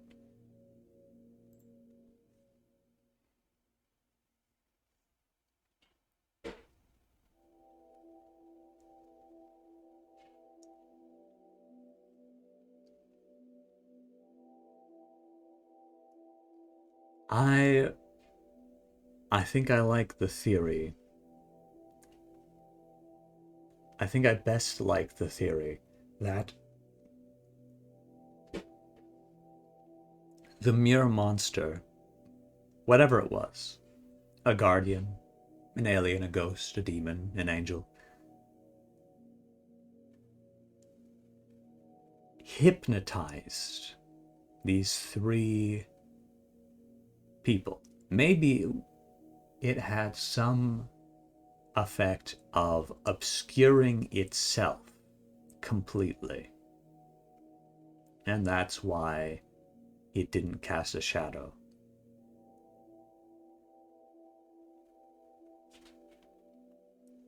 Through some means, perhaps like the those hypnotizing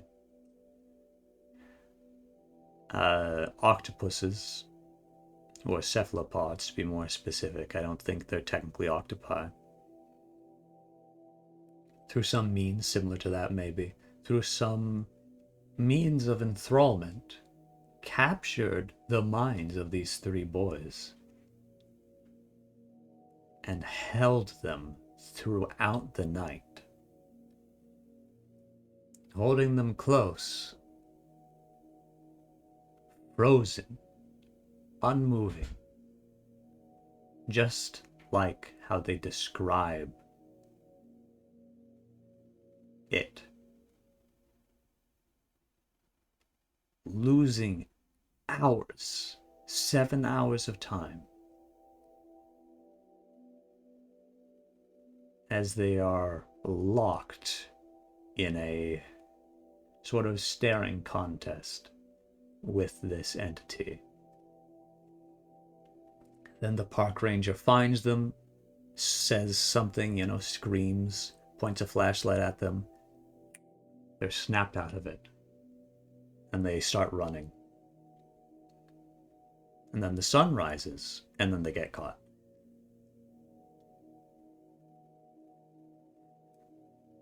And then they get questioned, and they describe either the same or a very similar entity in the same spot.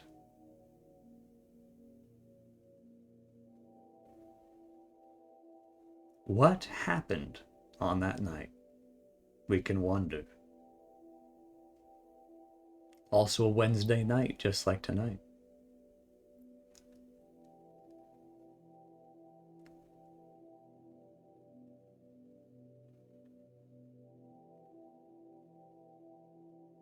What else could it be?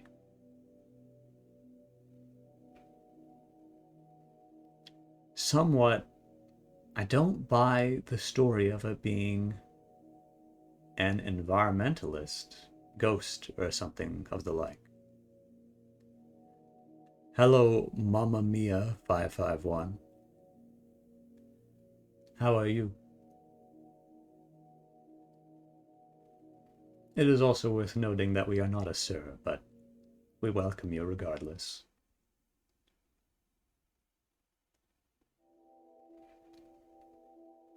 You're reaching us at the tail end of our second episode of Nightlight.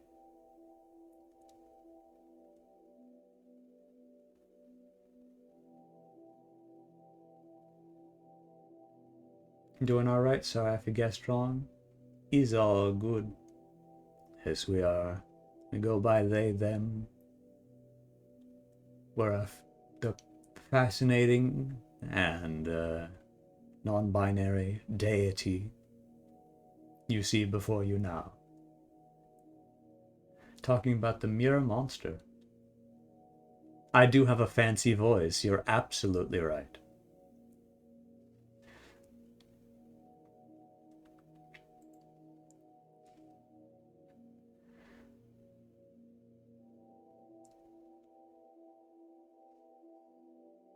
Oh, I'm sorry that you're catching this right at the tail end of the story. We're currently, or I'm more accurate to say that I'm currently discussing the story of the Mirror Monster, which is a story about a strange apparition. Some consider an alien or something else. For the most part, it's considered a cryptid, in which three boys go into the Muir Woods National Monument in Marin County, California, after hours, intending to camp there illegally. A formal way to say they, them? That's a good question. I always, I would say Your Majesty. That's of course very regal.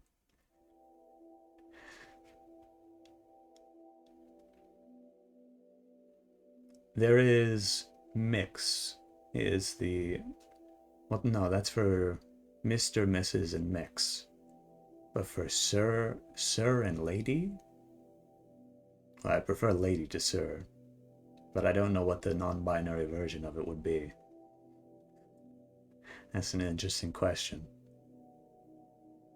I guess the non-binary version is Noble. Noble one. This is the downside of non-binary is, you know, there aren't a lot of established terms. Everything's so gendered in so many languages.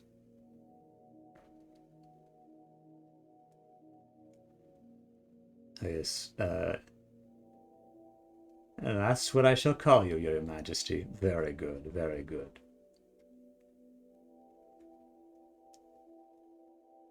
Mage. Oh, yes. Oh, thank you for the follow. We very much appreciate it. We're trying to get to 300, but it's slow going. So we thank you for that. Oh, and hello, Patch. That's true. Mage is the, some people say that's the alternative. The non-binary version for Sir or Lady. We're certainly very magical, that much is for sure. But yes, we were just talking about the Mirror Monster, a apparition seen in 2013. Yes, 2013, by three boys intending to camp illegally within Muir Woods. Then they shine a flashlight at a figure that they see in the dark, and the figure is not lit up by the flashlight at all, and in fact is reported to not cast a shadow. They try talking to it, it doesn't really respond, and then a park ranger finds them, and 1 hour later the sun rises, despite the fact that they believed the current time was 9 p.m. when they encountered the entity, or around 9 p.m. Whereas the park ranger who found them, Anthony Fielding, says that it was closer to 4 a.m., leading to a time discrepancy of 7 hours. Which is a very strange thing to happen, as I'm sure you're aware.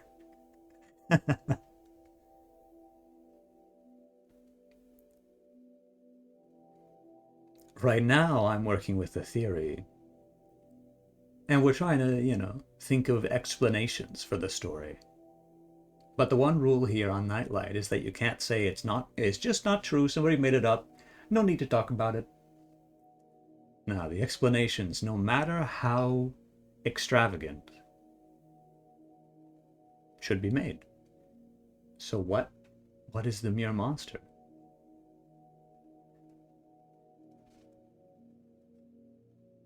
You love spooky things? Oh, so do I.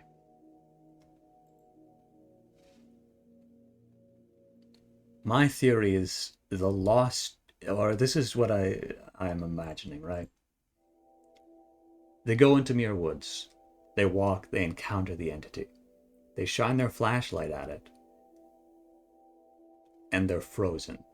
They experience talking to it, but they get completely enthralled by it. Like a very addictive game, for instance. Like if you're playing Tetris, you get completely focused on the Tetris. Everything else disappears. You're not even paying attention to what time it is. Complete focus. Drawn in. And through that complete focus on this entity, without realizing it, 7 hours go by of them just standing and pointing a flashlight at the same spot.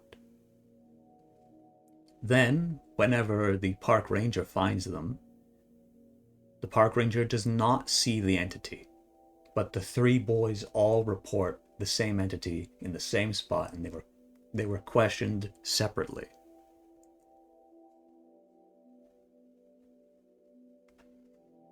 They do report some variations in things like height.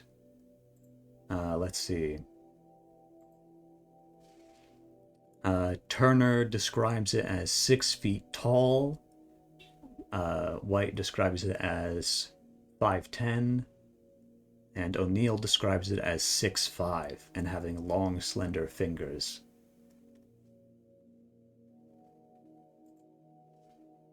It's almost like they fell asleep standing up with their eyes open, holding the flashlight. That's sort of what I'm describing, I guess. What seems to have happened. Maybe when the park ranger found them, the entity was already long gone. It had drawn them into whatever trance that was, and then left.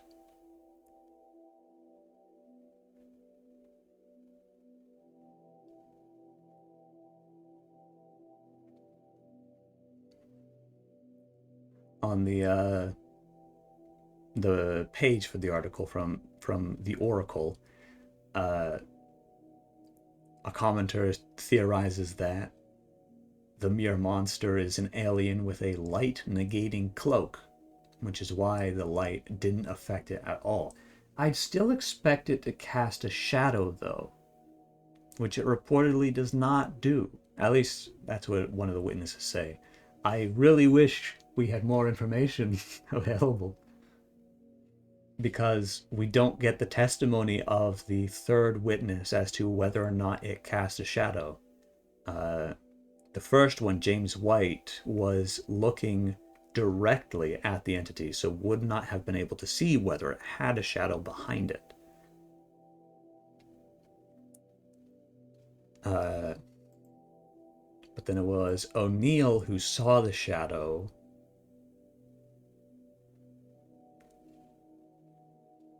But Scott Turner didn't, his testimony is not recorded in the story as to whether or not it had a shadow or not. Could have disorientated them. Yes. Could have done something weird to their brains upon looking at it, like some sort of cognito hazard. And they only got snapped out of it by the park ranger. So I imagine after finding them, saying something like, "Hey, you over there." Could bend light, that's true. Works like an anglerfish. Oh yes. Although, well, maybe, well, here's a fun theory. Yeah, it's fun in the way that it can't really be disproven. maybe there were 4 boys originally, and then uh, the one that got taken away was forgotten by everybody else. Maybe. Maybe that's how what the mirror monster hunts, is by making people forget. That's an interesting idea. Of course, it can't be proven, because everybody would have forgotten. Or at least it'd be hard to prove. Supposedly there'd still be material evidence. I don't think there's any report about an extra backpack or anything like that. And it's true, the cloak could have bended light.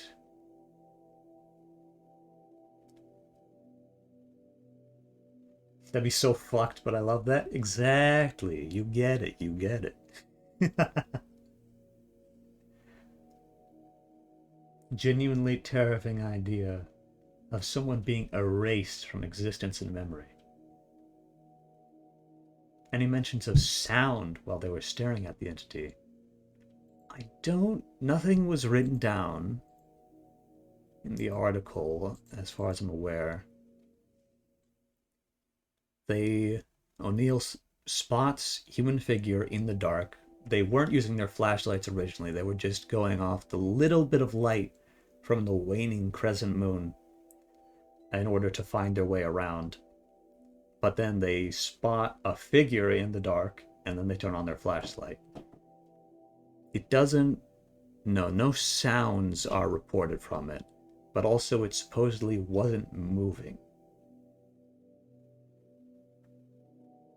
It also didn't respond to the questions that they asked it. They don't say what questions. I really hate the Oracle, I guess. But it just said it did not respond to them, so it sounds as if it didn't make any sound. Rather, instead, it sounds like there was an eerie silence which was broken by the shout from Anthony Fielding when he found them at around 4 a.m.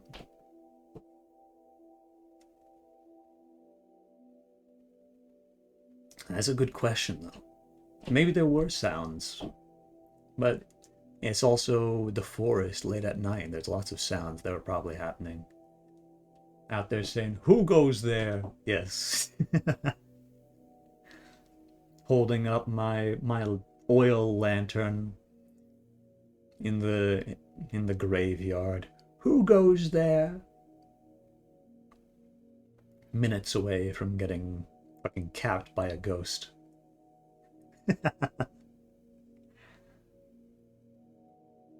Yes.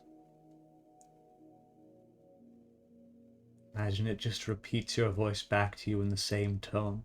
Oh yes, like echo from the Greek myth. Or it mimicking you. That would be quite scary. Yeah, this is a redwood forest at night. There could be owls cooing in the night, insects chirping. It could be the case that it was making sounds, but that, for whatever reason, they would have blended in. It could have even been breathing, but the 3 boys maybe just thought that was normal enough and forgot about it, or didn't report it, or the reporter who reported on this didn't report it. It comes to us, let's see, third hand, because it would have been originally recorded by the police, and then the police report would be reported by the reporter, who may have been lucky enough to have met with the 3 boys, but probably would not have been able to. Probably at least got their permission to release the story, though. Or not, you know. It's... I don't know. Ooh, frames are dropping.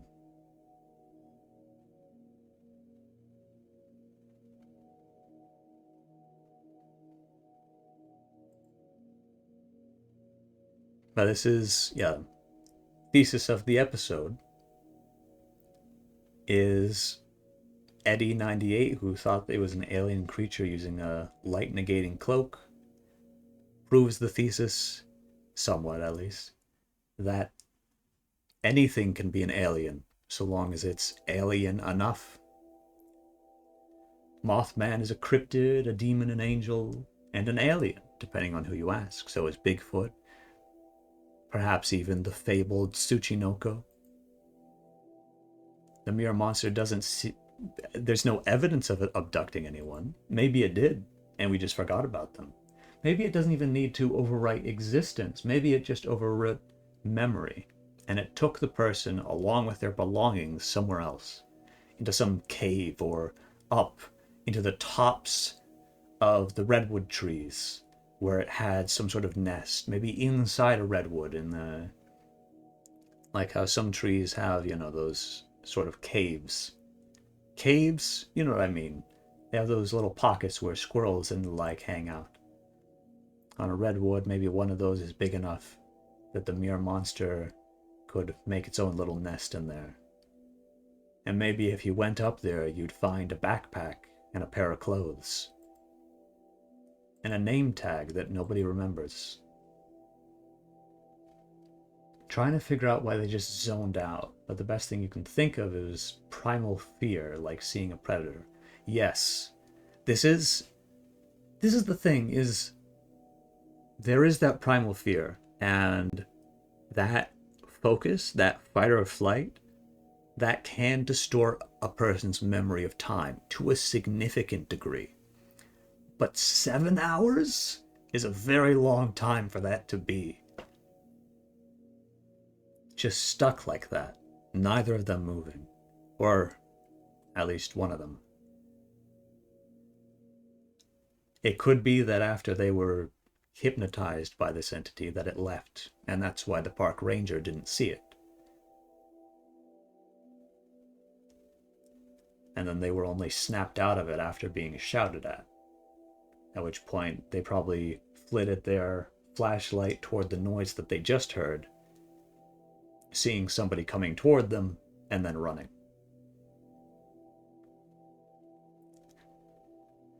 In which case they may have not even been aware that the creature disappeared. They were just locked in.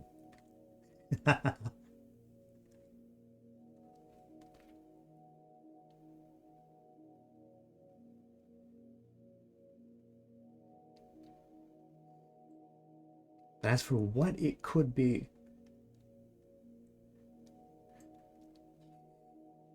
there's definitely stories about vampires and fairies and ghosts not casting shadows.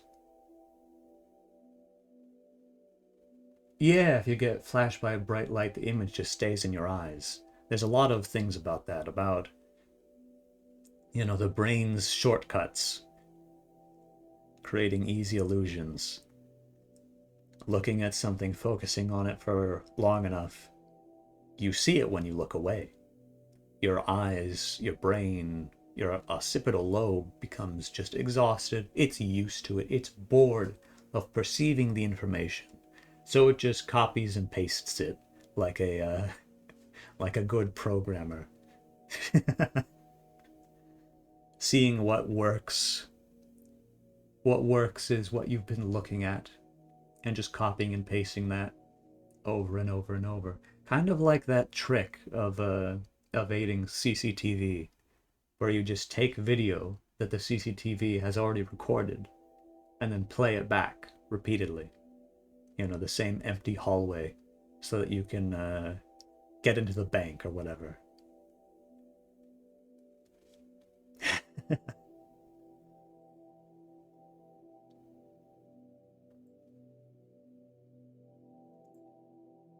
It's very fun.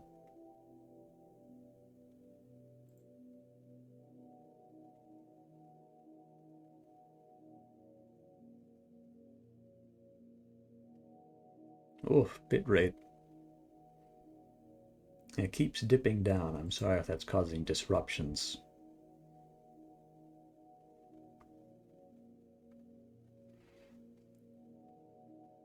Yes, I am familiar with Ina. I'm quite a big fan of Ina. I've yet to play through the Dream Barbecue game, but I've heard lots of good things about it. And I intend to.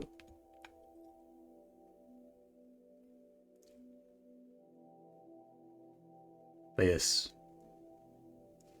the thesis of tonight's episode. I'm the Mirror Monster. I'm an alien. I'm a cryptid. I'm a demon, an angel, a ghost, a noble fairy, and even a deity. These are the categories of the unexplained, at least the ones that exist currently, and only some of them.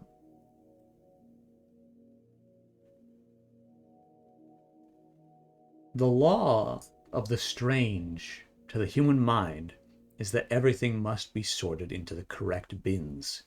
Even that which defies all human understanding must be categorized. Thus I too can become an alien under the right lens.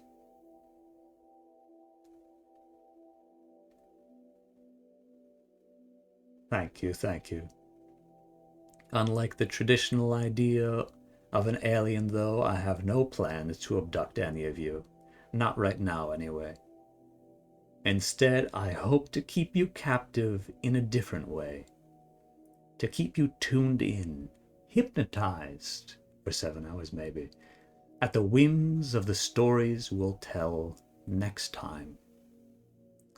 Because right after the new year starts, January 3rd, 2026, will be the next episode. Nightlight Episode 3, Ghosts, Wraiths, and Spirits.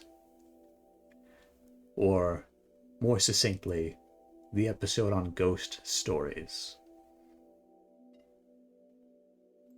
Thank you all very much for joining me. I wish you had gotten here earlier to go through the other 2 stories that we went over tonight.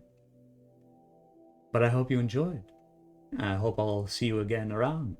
I hope I'll see you around again sometime, I mean to say. Have a happy Merry Christmas Kwanzaa and happy Thanksgiving, happy Martin Luther King Jr. Day, and all other fancy little things. Thank you very much for coming. Oh yes, and we'll find someone to raid out too.